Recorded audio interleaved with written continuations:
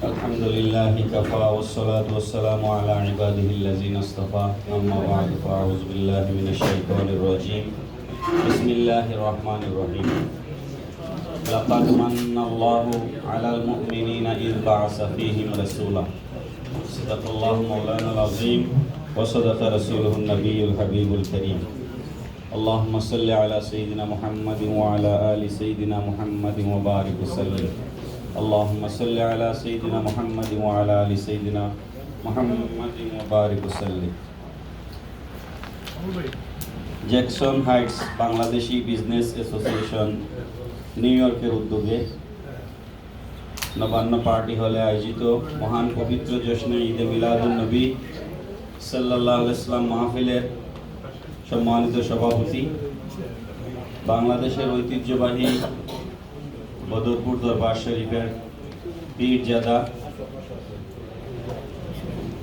আল্লামা মুফতি সৈয়দ মুতাওয়াক্কিল বিল্লাহ রব্বানী বদরপুরি মাদ্রাসা, সম্মানিত প্রধান অতিথি, প্রধান বক্তা, গেস্ট হোনার, বিশেষ অতিথিবৃন্দ, সম্মানিত উলামায়ে কেরাম, মাহফিল যিনি পরিচালনা করছেন JBB এর সম্মানিত প্রেসিডেন্ট, বিশিষ্ট রাজনীতিবিদ এবং কমিউনিটি ব্যক্তিত্ব জনাব গিয়াস আহমেদ সাহেব, উপস্থিত সম্মানিত উলামায়ে কেরাম, মুরব্বিয়ানে কেরাম, আসসালামু আলাইকুম ওয়া রাহমাতুল্লাহি ওয়া বারাকাতুহু। বসায় দেন ওনাকে। আজকে এখানে কিন্তু দুইজন আন্তর্জাতিক খ্যাতিসম্পন্ন নাট্যকার আছে। একজন হচ্ছেন হাসান বিন খুরশিদ, এই মাত্র আসলেন, আরেকজন হচ্ছেন কারি মোহাম্মদ ফারুক সাহেব। ওনাদের নাচ শুনলে আমাদের হৃদয় আন্দোলিত হয়। আল্লাহ পাক ওনাদের খেদমতকে কবুল করুন। আমিন আল্লাহুম্মা আমিন। আমি প্রথমেই ক্ষমা চেয়ে নিচ্ছি যে আমি একটু তাড়াহুড়ো করছি। আমি এখানে আরো দুটো প্রোগ্রামে আজকে রাত্রে অ্যাটেন্ড করব। একটা ঘরোয়া পরিবেশে একটা প্রোগ্রামে আমার যেতে হবে, আর একটা ম্যানহাটন একটা রেস্টুরেন্টে প্রোগ্রামে যেতে হবে। আমি এখানে যতটুকু বিজি তার থেকে বাংলাদেশে অনেক বেশি বিজি থাকি। এখানে বরং আমি একটু রিল্যাক্সেই আছি। বাংলাদেশে আমার ইউনিভার্সিটিতে পড়াশোনার পাশাপাশি, বাচ্চাদেরকে পড়ানোর পাশাপাশি আমাদের রিসার্চ করতে হয়। আসলে ওই যে পোস্টারে আমরা নামের আগে ডক্টর লিখি, এটার সাথে ধর্মের, ইসলামের খুব একটা সম্পর্ক না, বুঝছেন?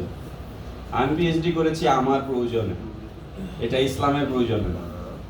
আমার পিএইচডি থিসিস টাইটেল ছিল role of social capital in climate change adaptation, a study on vulnerable population of haor people in Bangladesh. হাওড়ের ওয়েটল্যান্ডের উপর আমি পিএইচডি করেছি। এটা দিয়ে ইসলামে আমার কোনো কন্ট্রিবিউশন নেই, খুব বাবা নেওয়ার খুব একটা সুযোগ নেই। ওই জায়গায় ক্লাইমেট চেঞ্জে যদি আমি কন্ট্রিবিউট করতে পারি, ভালনারেবল পিপল যারা বাংলাদেশে, তখন আমার ওটা কাজে লাগে। এনিওয়ে, আমি যেহেতু আরো দুটো প্রোগ্রামে যাব, এই জন্য আমি খুব লম্বা বক্তব্য দিব না। যিনি মাহফিল পরিচালনা করছেন এবং যিনি আজকের সভাপতি, দুজনকে আমি কৃতজ্ঞতা প্রকাশ করছি আমাকে একটু আগে ভাগে মাইক দেওয়ার জন্য। আমি এখানে বিশ্বাস করি, আমরা যদি ধরেন এখানে 100 জন মানুষ হই, কথার কথা 100 জনেই প্রত্যেকেই এক একজন লিডার। এখানে কোনো সাধারণ পাবলিক নেই। আপনারা প্রত্যেকেই বাংলাদেশে মসজিদ পরিচালনা করেন, মাদ্রাসা পরিচালনা করেন, স্কুলের ম্যানেজিং কমিটির দায়িত্বে আছেন। এখানে বিভিন্ন মসজিদে, মাদ্রাসায়, কমিউনিটির বিভিন্ন দায়িত্বে আপনারা আছেন। এখানে কেউ সাধারণ মানুষ না।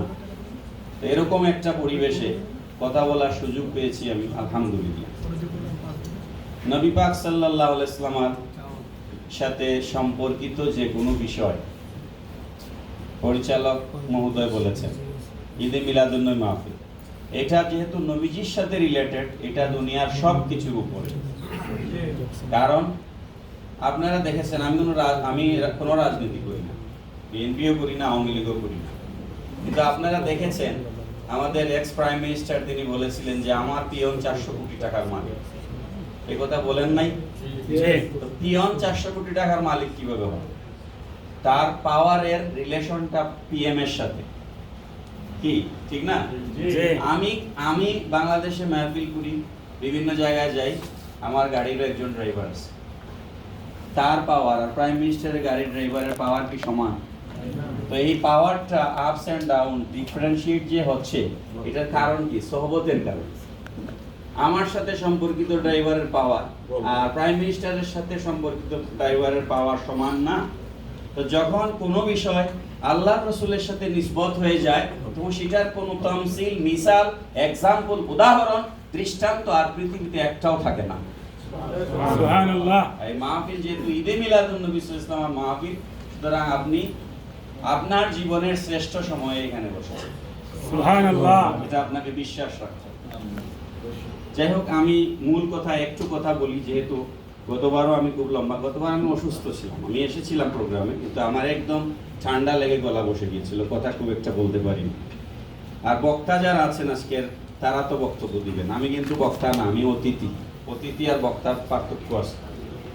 তো আমরা বলি রসুলের আদর্শের কথা বলি। আমার হাফিজ কাউসার সাহেব কোরআন শরীফে আয়াত পড়েছেন, লাকাদ কানা লাকুম ফি রাসূলিল্লাহি উসওয়াতুন হাসানাতুল লিমান কানা ইয়ারজুল্লাহ ওয়াল ইয়াউমাল আখিরা ওয়া যাকারাল্লাহ কাসীরা। আল্লাহ পাক রব্বুল আলামিন বলছেন, রসুলের জীবনে তোমাদের জন্য রয়েছে উত্তম আদর্শ। এটা মুখ দিয়ে যতটা বলা সহজ, এটা আমল করা তার থেকে 1000 গুণ কঠিন। আমরা বলি আদর্শ, ইংরেজিতে বলে আইডিওলজি বা ইডিওলজি, ব্রিটিশ অ্যাকসেন্ট, আমেরিকান অ্যাকসেন্টে যে যেভাবে বলেন।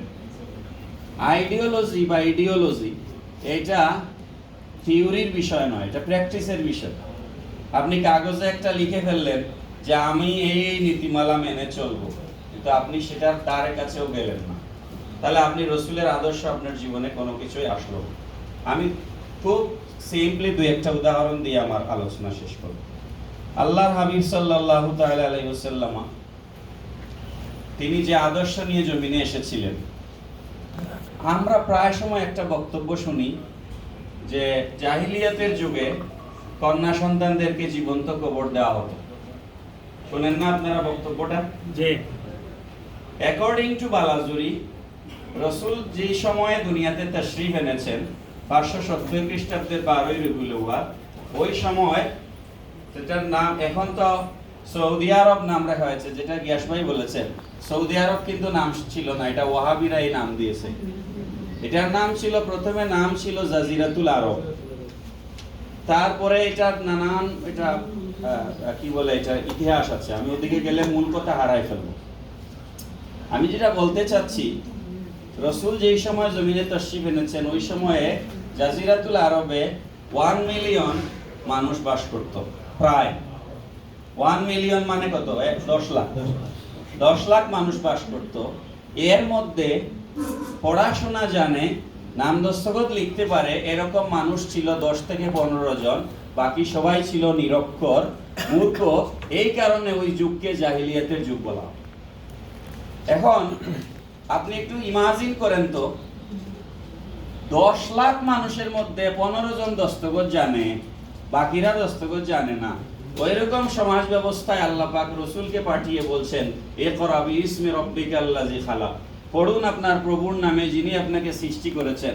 এখনো সুনামগঞ্জের হাওরে যান, কিশোরগঞ্জের আপনি নিকলি হাওরে যান, মৌলভীবাজারের হাকালুকি হাওরে যান, হাজার লাখো বাচ্চারা এখনো স্কুলে আউট অফ স্কুলিং এখনো বাংলাদেশে এই 2024-এ এসে। যেহেতু আমি হাওরের উপরে রিসার্চ করেছি, আমি এগুলো জানি। তো আমি যদি হাওরের একটা ফ্যামিলিকে গিয়ে বলি তোমার বাচ্চাকে স্কুলে ভর্তি করো, বলে স্যার এটা আমার পক্ষে সম্ভব না, কারণ আমি ফিশিং করি, আমার বাচ্চা আমার সাথে থাকলে আমার মাছ ধরাতে হেল্প হয়, আমি নগদ 1000 টাকা দিনে পাই। তো ওকে যখন আমি স্কুলে দিয়ে দিব, তখন আমাকে টাকাটা কে দিবে?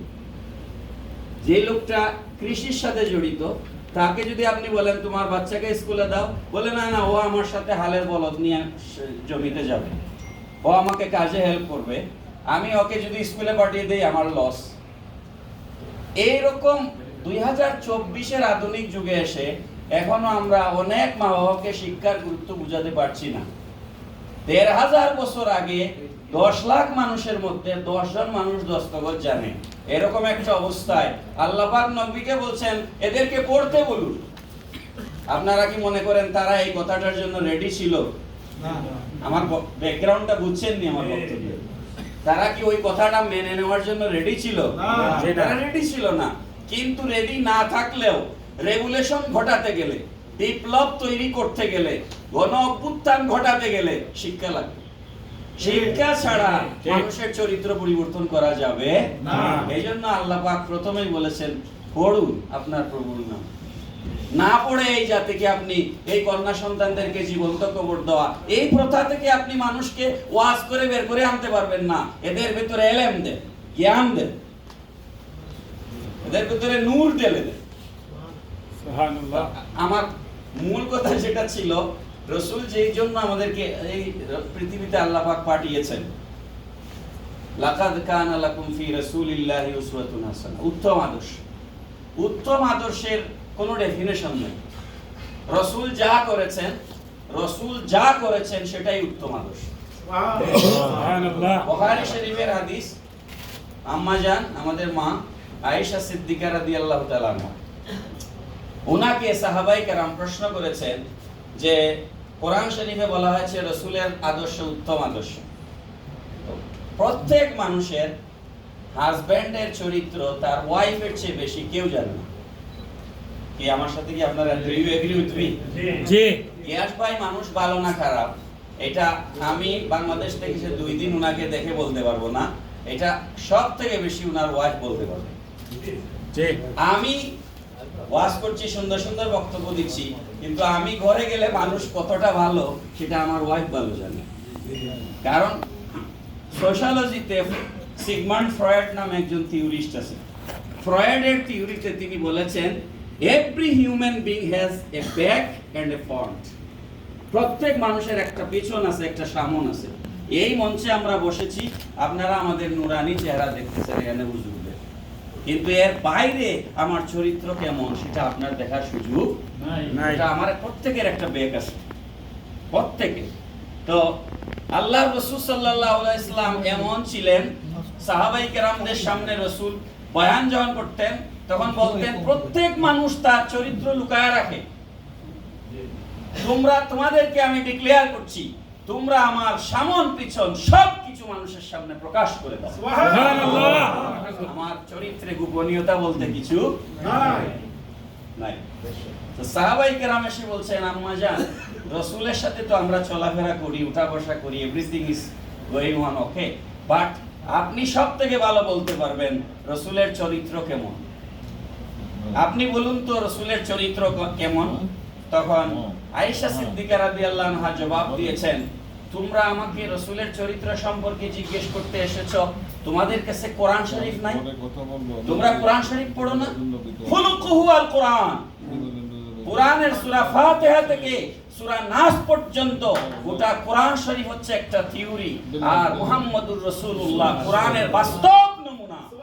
সুবহানাল্লাহ। নারে তাকবীর, নারে রিসালাত, আশিকা রাসূলুল্লাহ, তিস্তা ঈদে মিলাদুন নবী। বাচ্চারা আল্লাহর রাসূলকে দেখলে ভিড় করতে এসে রাসূলের চতুর্পাশে।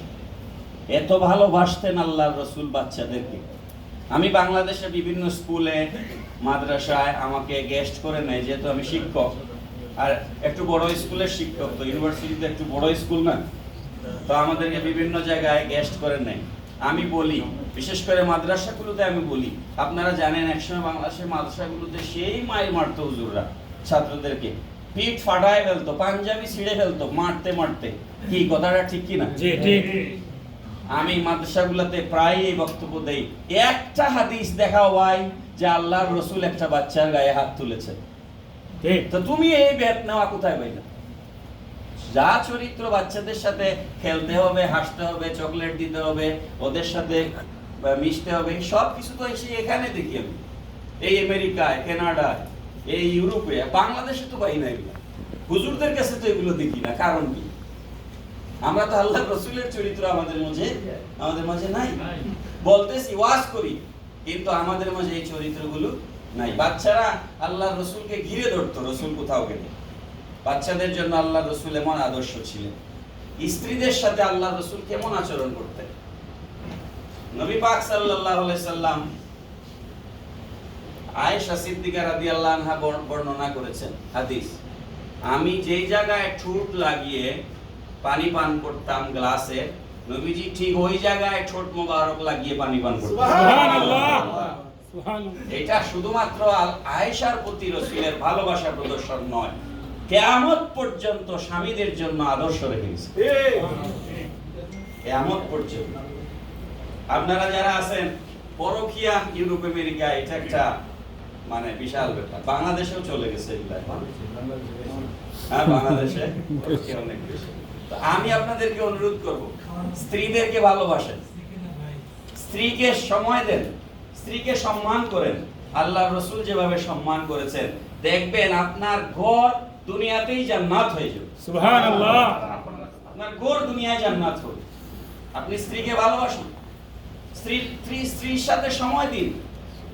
একবার দৌড় প্রতিযোগিতা করলেন আয়েশা সিদ্দিকা রাদিয়াল্লাহু আনহা এবং নবীজি। পূর্ণিমার চাঁদ 15 তারিখের চাঁদ, আলো হয়েছে। রাসূল বললেন, আসো আমরা দৌড়াই। ইচ্ছা করে আল্লাহর রাসূল দৌড়ে হেরে গেলেন, ইচ্ছা করে হেরে গেলেন। কাউকে জিতায়া দেওয়ার মধ্যে আনন্দ নাই? কাউকে জিতিয়ে দেওয়ার মধ্যে আনন্দ আছে না? ইচ্ছা করে নবীজি হেরে গেলেন। আম্মা জান আয়েশা খুব আনন্দিত হয়ে গেলেন যে আপনি আমার সাথে পারলেন না। সুবহানাল্লাহ। নবীজি কি বলতেছেন? আপনি আমার সাথে পারলেন না। 2 সপ্তাহ 3 সপ্তাহ পরে আবার নবীজি বললেন, আসো আজকে আবার আমরা একটু দৌড় প্রতিযোগিতা করি। এই দিন আল্লাহর রাসূল জিতে গেলেন। সুবহানাল্লাহ। জিতে যাওয়ার পর নবীজি মুস্কি হাসি দিয়ে বললেন, ওই দিনের প্রতিশোধ নিলাম। সুবহানাল্লাহ। এরকম মজা স্ত্রীর সাথে করতে হবে আপনাকে। করেন, ঘর জান্নাত হয়ে যাবে, ঘর একটা বেহেশত হবে। আর অনুরোধ করব, স্ত্রীকে বেপরদা করবেন না। এই দেশ এগুলা পোশাক আশাক, আমি গতদিন বলেছি, পোশাক আশাকের ক্ষেত্রে, শালীনতার ক্ষেত্রে ইসলামের বিকল্প কোনো আদর্শ পৃথিবীতে নাই। নাই। সুতরাং আপনি আপনার স্ত্রীকে সম্মানের সাথে রাখতে চান, পর্দা করান। যদি সম্মানের সাথে রাখতে না চান, বেপরদা করেন। তিনি অপমানিত হবেন, অসম্মানিত হবেন। ফাতেমাতুজ জাহরা সালামুল্লাহি আলাইহা, নবীর আওলাদ, বেহেশতি নারীদের সর্দার। নবী পাক সাল্লাল্লাহু আলাইহি ওয়াসাল্লাম সন্তানের প্রতি যে দায়িত্ব আজকে প্রায় জায়গাতে আমরা দেখতে পাচ্ছি। কালকে ব্রঙ্কসে আমাকে, পরশুদিন ব্রঙ্কসে আমাকে একজন বলেছেন, একটা মাত্র ছেলে ভাই আমার, ছেলেটাকে বিয়ে করাইছিলাম, এখন ছেলে আমাদের কথা শুনে না, বউ আমাদের কথা শুনে না। একটা মাত্র সন্তান। এই প্রবলেম কি এক ফ্যামিলি? হাজারো লাখো ফ্যামিলিতে এই সমস্যা। তা আপনি আল্লাহর রাসূলের আদর্শ থেকে দূরে, আপনার সন্তান আপনার কথা শুনবে কিভাবে? নবী পাক সাল্লাল্লাহু আলাইহি ওয়াসাল্লাম একাধিক হাদিস আছে, নবীজি যখন কোথাও মদিনা শরীফ থেকে শহরের বাইরে সফরে যেতেন, সব শেষে ফাতেমাতুজ জাহরা রাদিয়াল্লাহু আনহার কাছ থেকে বিদায় নিতেন, সব শেষে। আর যখন ফিরে আসতেন, সফর শেষ করে যখন মদিনা মুনাওয়ারায় ফিরে আসতেন, সবার আগে মসজিদে নববী শরীফে যাবার আগে, উম্মাহাতুল মুমিনিন গণের ঘরে যাবার আগে আল্লাহর রাসূল প্রথমে ফাতেমার ঘরে গিয়ে প্রবেশ করতেন। সুবহানাল্লাহ। তার খোঁজ খবর আগে দিতেন। হাদিস শরীফের মধ্যে এসেছে, নবীজি ফাতেমার ঘরে গেলে নবীর সম্মানে ফাতেমা দাঁড়িয়ে যেতেন। সুবহানাল্লাহ। ফাতেমাতুজ জাহরা নবীর ঘরে আসলে ফাতেমার সম্মানে নবীজি দাঁড়িয়ে যেতেন। সুবহানাল্লাহ। আর নবীজি ফাতেমাতুজ জাহরার কপালের মধ্যে চুমা দিতেন। যে সমস্ত বাচ্চারা কথা শোনে না, মোবাইল টিপে, এটার জন্য সম্পূর্ণ দায় তাদের নয়, আমাদের অনেক দায়। আপনি প্রতিদিন আধা ঘন্টা সময় পান না বাচ্চার সাথে গল্প করবার, আধা ঘন্টা টাইম নাই তাকে নিয়ে পার্কে গিয়ে একটু ফুটবল, আপনি একটা ফুটবল নিয়ে যান না, গিয়ে আপনি একটা লাথি দেন, সে একটা লাথি দিবে, তার সাথে আপনি আধা ঘন্টা এনজয় করেন, সময় টাইম পাস করেন, দেখবেন সে অনেক গ্যাজেট ফ্রি হয়ে যাবে। সে আপনার সাথে মিশবে, কথা বলবে, তার সুখ দুঃখের কথা বলতে পারবে সে। আপনি তো তাকে শুনছেন না, তো সে যাবে কোথায়? আমরা তো আল্লাহর রাসূলের আদর্শের ভিতরে নাই। এখন তো ইমামতি থাকবে না আমাদের, রাসূল যেগুলা করে গেছেন সেগুলা যদি আমরা করি। বুখারী শরীফের হাদিসে এসেছে, লামাযাবিরা এই হাদিস অস্বীকার করে নেয়। ছোট ছোট বাচ্চা হাসান হুসাইন, আমরা বলি হাসনাইনে কারিমাইন, হাসনাইনে কারিমাইন, ছোট ছোট বাচ্চা দুইজন, এরা আসে মসজিদে নবী শরীফে ঢুকেছেন, জুমাবার দিন নবীজি খুতবা দিচ্ছেন মসজিদে নবী শরীফে। এখন এদের কাপড় হাঁটার সময় পায়ের নিচে ঢুকে যাচ্ছে, এরা এক একজন হুঁচট খেয়ে পড়ে যাচ্ছেন, ছোট বাচ্চা তো। নবীজি খুতবা বন্ধ করে মিম্বর থেকে নেমে দুই কুলে দুইজনকে নিয়েছেন, সুবহানাল্লাহ। দুইজনকে দুই কোলে নিয়ে খুতবা দিয়েছেন।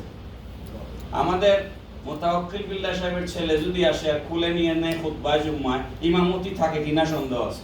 বলবে এই হুজুরের তো খুতবায় মনোযোগ নাই, তিনি তার বাচ্চার দিকে মনোযোগ দিয়ে দিয়েছেন। কি বলবেন না আপনারা? জি। কিন্তু নবীজি খুতবা স্টপ করে দিয়েছেন, খুতবা বন্ধ করে দিয়ে দুই নাতিকে দুই বগলের মধ্যে নিয়ে বাকি খুতবা শেষ করেছেন। সুবহানাল্লাহ। সেজদায় গিয়েছেন, হাসান মুজতবা রাদিয়াল্লাহু তাআলা আনহু নবীজির পিঠ মোবারকে উঠে গেছে। সেজদা লম্বা হচ্ছে, পেছন দিক থেকে সাহাবায়ে কেরাম সঙ্গের মধ্যে পড়ে গেছেন, রাসূলের কি ওফাত শরীফ হয়ে গেল কিনা, এত লম্বা সেজদা দিচ্ছে। নবীজি নামাজ শেষ করার পর ক্লোজ সাহাবী যারা ছিলেন, ক্লোজলি মিশতেন সব সময়, জিজ্ঞেস করলেন আজকে এত লম্বা সেজদা দিলেন, এরকম তো লম্বা সেজদা কখনো আপনি দেন না। তখন নবীজি বললেন আমার নাতি পিঠের মধ্যে সওয়ার হয়েছে, ও তৃপ্ত হওয়ার আগে আমি সেজদা থেকে উঠে যাই, এটা আল্লাহ চান নাই। সুবহানাল্লাহ। এজন্য আল্লাহ পাক রব্বুল আলামিন আমাকে নির্দেশ করেছেন আপনার নাতি পিঠ থেকে নামার আগ পর্যন্ত আপনি সেজদায় বসে থাকেন। সুবহানাল্লাহ। তা আমরা কোথায় আছি? আমরা কি আমাদের বাচ্চাদেরকে এরকম সময় দিচ্ছি বা এরকম ইয়ে করতেছি? ফাতেমাতুজ জাহরা সালামুল্লাহি আলাইহা ওয়া রাদিয়াল্লাহু আনহা, ওনার যখন ওফাত শরীফ হয়, আমি কি লম্বা করে বলতেছি? বক্তা বেশি, ওকে শেষ করে দিয়েছি। উনি যখন ওফাত শরীফ হয়, নবীজির ওফাত শরীফের বরাবর 6 মাস পরে ফাতেমা রাদিয়াল্লাহু আনহা ওফাত শরীফ হয়েছে। 6 মাস পরে, তখন ওনার বয়স ছিল 21 বছর, মতান্তরে 26 বছর, দুইটা মত আছে। দেখেন মাত্র 21 বছরের জীবন নিয়ে দুনিয়ায় এসেছে, ওনাদের দুনিয়ার প্রতি কোনো আকর্ষণ ছিল না। উনি যখন ইন্তেকাল করবেন, আলী রাদিয়াল্লাহু তাআলা আনহুকে ডাকলেন, ডেকে বললেন আমার স্বামী, আপনার কাছে আমার ওসিয়ত আছে। হাদিস শরীফের মধ্যে এসেছে, পৃথিবীতে তো আমরা কত শাদী কত বিয়ে হুজুররা পড়ান, নবী পাক সাল্লাল্লাহু আলাইহি ওয়াসাল্লামের সাথে আত্মীয়তার সম্পর্ক রাখার জন্য সাহাবায়ে কেরামের ভিতরে একটা ব্যাকুলতা ছিল। দুইজন সাহাবী খলিফা, দুইজন নবীর শ্বশুর ছিলেন আর দুইজন মেয়ের জামাই ছিল। ঠিক না? দুইজন কি ছিলেন? নবীর শ্বশুর। শ্বশুরকে আবু বকর সিদ্দিক, ওমর আল ফারুক, আর জামাই দুইজনকে হযরত মাওলানা আলী রাদিয়াল্লাহু আনহু এবং উসমান গনি জিন্নুরাইন রাদিয়াল্লাহু আনহু। দুইজন জামাই এবং দুইজন শ্বশুর নবী পাক সাল্লাল্লাহু আলাইহি ওয়াসাল্লাম। তো সব সাহাবীর মনেই আকাঙ্ক্ষা ছিল যে রাসূলের আহলে বাইতের সাথে যদি আমার আত্মীয়তার সম্পর্ক তৈরি হয়। এখন নবীর মেয়ে একজন, দিবেন কয়জনের কাছে? আল্লাহ পাক বলেন আপনার টেনশন করতে হবে না, জিবরিল এসেছেন। হাদিস শরীফ নবীজি বলছেন ইন্নাল্লাহ তাআলা আমারানি আন উযাওইজা ফাতিমাতা মিন আলিয়্যিন। সুবহানাল্লাহ। আল্লাহ পাক আমাকে জিবরাইল পাঠায় নির্দেশ করেছেন, হাবিব আমার, আপনার মেয়ে ফাতেমাকে আলীর সাথে বিবাহ দিন। সুবহানাল্লাহ। যখন হযরত ফাতেমা ইন্তেকাল করবেন, হযরত আলীকে ডাকলেন, ডেকে বললেন যে আপনার কাছে আমার একটা অনুরোধ আছে। অনুরোধ হচ্ছে আমার দাফন আপনি রাতের বেলা করবেন। কেন? দিনের বেলা নয় কেন? বল আমি কোনোদিন বেপরদা চলাফেরা করি না, আমি সাইজে কেমন ছিলাম, আমার বডি স্ট্রাকচার কি রকম ছিল কেউ দেখে নাই। সুতরাং আমি এমন ভাবে দুনিয়া থেকে যেতে চাই, আমার ডেড বডি, আমার লাশ মোবারক যখন খাটিয়ায় থাকবে তখনও যেন কেউ আন্দাজ করতে না পারে আমি কেমন ছিলাম। সুবহানাল্লাহ। আপনি আপনার পর্দার ব্যাপারটা চিন্তা করেন তো, আমার স্ত্রীর পর্দার ব্যাপারটা আমি চিন্তা করি, তাইলেই তো হয়ে যায়। আমার মেয়ের পর্দার ব্যাপার আমি চিন্তা করলেই হয়ে যায়। যাই হোক, আমি একদম শেষের দিকে আসছি। নবী পাক সাল্লাল্লাহু আলাইহি ওয়াসাল্লাম শুধু আমাদের জন্য আদর্শ ছিলেন না, অমুসলিমদের জন্য আল্লাহর রাসূল আদর্শ ছিলেন। এরকম হাজারো ঘটনা আছে, আমি একটা ঘটনা বলি 1 মিনিটে। একজন আল্লাহর রাসূলের কাছ থেকে খেজুর কিনেছে। মক্কায় এটার প্রথা ছিল যে গাছে খেজুর রয়ে গেছে, টাকা দিয়ে গেলাম, খেজুর পাকলে পরে এসে আমি খেজুর নিয়ে যাব। তো আগে টাকা দিয়ে চলে গেছে, পরে খেজুর এসে নিবে, একটা টাইম সে আল্লাহর রাসূলের সাথে চুক্তি করে গেছে যে এই সময় আমি এসে খেজুর নিব। ওই লোকটা টাইমের 3-4 দিন বা এক সপ্তাহ আগে চলে এসেছে। এসে সে বলছে সে ইহুদি। সে কি ইহুদি। মুহাম্মদ সাল্লাল্লাহু সাল্লাল্লাহু আলাইহি ওয়াসাল্লাম। এ তো তার মতো বলছে সাল্লাল্লাহু আলাইহি ওয়াসাল্লাম। আমি তো আপনাকে এই জানতাম, ওই জানতাম, খুব ভালো জানতাম, তো আপনি তো আমার খেজুর দিলেন না। খেজুর কিন্তু দেওয়ার টাইম এক সপ্তাহ বাকি। নাউযুবিল্লাহ। সে যখন রাগ হয়ে আল্লাহর রাসূলের সাথে ধমকের স্বরে কথা বলছে, ওমর রাদিয়াল্লাহু আনহু পাশে ছিলেন, তোর বাড়ি খুলে ফেলেছেন, বা পর্দা উড়াইয়া দিবেন। নবীজি বলে থাম, হাত নামাও, তোর বাড়ি নামাও, ও কি বলতে চায় বলতে দাও। ইহুদি বলছে আমার যা বলার শেষ হয়ে গেছে, আপনি আমাকে ক্ষমা করবেন। কেন? তুমি এই না একটু আগে বললে আমার আপনার সম্পর্কে, আপনি নবী কিনা এই সম্পর্কে আমার গবেষণা চলছিল। আমি একটা আপনার সম্পর্কে একটা তথ্য জেনেছিলাম যে আপনার সাথে কেউ যদি জাহিলের মতো আচরণ করে, মূর্খের মতো আচরণ করে, তাহলে আপনি তার সাথে শিক্ষিতের মতো আচরণ করেন। সুবহানাল্লাহ। এটা আমি আপনার পরীক্ষা করার বাকি ছিল। আমি যখন আপনার দিকে উত্তেজিত হলাম, ওমর আমার দিকে উত্তেজিত হলো, কিন্তু আপনি উত্তেজিত হলেন না। এতে প্রমাণ হয়ে গেল আপনি নবী, ওমর নবী নয়। সুবহানাল্লাহ। সুবহানাল্লাহ। ওমর উত্তেজিত হয়েছেন, কিন্তু আপনি তো উত্তেজিত। রাসূল সাল্লাল্লাহু আলাইহি ওয়াসাল্লাম পরে উনি এই ঘটনা থেকে ইসলাম কবুল করে ফেললেন। সুবহানাল্লাহ। রাসূল বললেন, ওমর তার প্রাপ্য খেজুর দিয়ে দাও, আর এর সাথে আরো এক জোড়ি খেজুর এক্সট্রা দিয়ে দাও। সুবহানাল্লাহ। এক্সট্রা কেন? বলে এক্সট্রা হচ্ছে তোমার খারাপ আচরণের কাফারা। সুবহানাল্লাহ। আচ্ছা, এগুলো হচ্ছে আল্লাহর রাসূলের আদর্শ।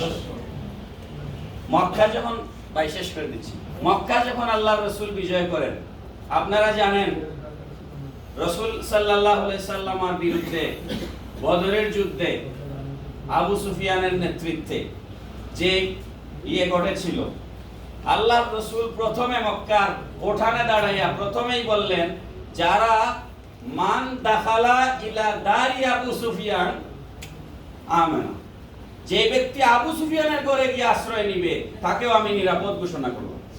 সুবহানাল্লাহ। কোথায় আছেন আপনি? কাবা ঘরের উঠানে দাঁড়িয়ে আল্লাহর রাসূল একটা ভাষণ দিয়েছিলেন। এটা বিদায় হজ্জের ভাষণ নয়, এটা মক্কা বিজয়ের ভাষণ। সেখানে আল্লাহর রাসূল ঐতিহাসিক ঘোষণা দিয়েছিলেন। রাসূল বলেছিলেন, কুল্লু আমরিল জাহিলিয়াতি তাহতা কাদামাইয়া মাউদুন, জাহিলিয়াতের যুগের যত প্রতিশোধ আছে ওরা আমার দান মোবারক শহীদ করেছে, ওকে মক্কা থেকে বিতাড়িত করে মদিনায় পাঠিয়েছে, ওরা আমার সাহাবীদের উপর অত্যাচার করেছে, ওরা আমার পরিবারের উপর অত্যাচার করেছে, দেশ ছেড়ে আমি আরেক দেশে গিয়ে আশ্রয় নিয়েছি, যা কিছু আমার সাথে এবং ইসলামের সাথে ঘটেছে, আজ মক্কা বিজয়ের দিন কাবা ঘরের উঠানে দাঁড়িয়ে আমি সবাইকে জেনারেল মার্সি ঘোষণা করলাম। সুবহানাল্লাহ। সাধারণ ক্ষমা ঘোষণা করলাম। হার্ভার্ড ইউনিভার্সিটি, আপনাদের আমেরিকা ম্যাসাচুসেটস, হার্ভার্ড তো ওয়ার্ল্ডের সেরা ইউনিভার্সিটি। একজন প্রফেসর একজন মুসলিম বন্ধুকে বললেন, তোমাদের একটা কোরআন শরীফ আমাকে দাও। কোরআন শরীফ দেওয়া হলো, ইংরেজি ভার্সন। তিনি ওটা পড়লেন। পড়ার পরে শুরু থেকে শেষ পর্যন্ত কোরআন শরীফ পড়ার পর ওই প্রফেসর বললেন, is there any edition of this holy Quran? Muslim professor বলছেন, there is no edition of this holy Quran. This holy Quran is কি? Final version and there is no alteration. সে বলছে, তাহলে আমি আরেকবার পড়ি। সে আবার শুরু থেকে শেষ পর্যন্ত কোরআন শরীফ পড়েছে। পরে আবার এসে জিজ্ঞেস করছে যে তোমাদের এই কোরআনের কি কোনো সংস্করণ আছে? তখন মুসলিম প্রফেসর বলছেন, না, আগেই তো বললাম তোমাকে এটার কোনো সংস্করণ হয় না। তখন ওই প্রফেসর বলছে, আই সি প্যারাডক্স, আমি এই কোরআনের থিওরির সাথে তোমাদের মুসলমানদের চরিত্রের কোনো মিল খুঁজে পাচ্ছি না। আমার মনে হচ্ছে মুসলমানরা অন্য কোন কোরআন ফলো করে, এই জন্য তোকে আমি বারবার বলছি আর কোন কোরআন আছে কিনা, যে কোরআনে যা লেখা আছে এই চরিত্র তো তোমাদের মুসলমানদের মাঝে নাই। কোরআনে মদ হারাম, হারাম না? কোরআনে জেনা বেবিচার হারাম, ওজনে কম দেওয়া, হারাম, খাদ্যে ভেজাল দেয়া, হারাম। এই চরিত্র আমাদের মাঝে একটুও নাই, না? বলা বলে আছে না? যাই হোক, আমি সরি, লম্বা হয়ে গেল কথা। ঈদে মিলাদুন নবী সাল্লাল্লাহু আলাইহি সাল্লামের মাহফিল, এটা আমার হাতে দলিল আছে। আমি আর এখন যেহেতু আর উলামায়ে কেরাম আছেন এজন্য আর গেলাম না। এটা হচ্ছে সব থেকে সেরা মজলিস, এই ব্যাপারে হাদিস আছে। নবীর আলোচনার মজলিস দুনিয়াতে সব থেকে সেরা মজলিস। আজকে আমরা একটা সেরা মজলিসে বসেছি, এই জন্য Jackson Heights Bangladeshi business association, এইটার যারা দায়িত্বে আছেন, বিশেষ করে গিয়াস ভাই এটার প্রেসিডেন্ট, ওনার সাথে আপনারা যারা আছেন, আপনারা অত্যন্ত ইমানি খোরাকের একটা প্রোগ্রাম আপনারা আমাদেরকে উপহার দিয়েছেন। এই জন্য আমরা আপনাদের প্রতি ধন্যবাদ, মোবারকবাদ জানিয়ে আপনাদের কাছে দোয়া আছে। আমি তো শিক্ষক মানুষ, ছাত্র পড়াই ক্লাসে, আমি ওয়াইজ না ওরকম, টুকটাক কথা বাংলাদেশে বলি, ধর্মীয় বিভিন্ন জায়গায় বলি। তো আমার বাড়ি সিলেট মৌলভীবাজার জেলা, রাজনগর উপজেলা, শাহজালাল বিশ্ববিদ্যালয়ে পলিটিক্স পড়াই। আমার সাবজেক্ট হচ্ছে পলিটিক্যাল স্টাডিজ। সিলেট গেলে বেড়াতে আমার অফিসে যাবেন, শাহজালাল বিশ্ববিদ্যালয়ে গিয়ে এমদাদুল হক বললে ইনশাআল্লাহ যে কেউ বলে দিবে। আর পলিটিক্যাল স্টাডিজ ডিপার্টমেন্ট তো পাবেনই ইনশাআল্লাহ। আপনাদেরকে দাওয়াত দিয়ে শেষ করছি, ভুল ত্রুটি হলে ক্ষমা করবেন। আসসালামু আলাইকুম ওয়া রাহমাতুল্লাহ।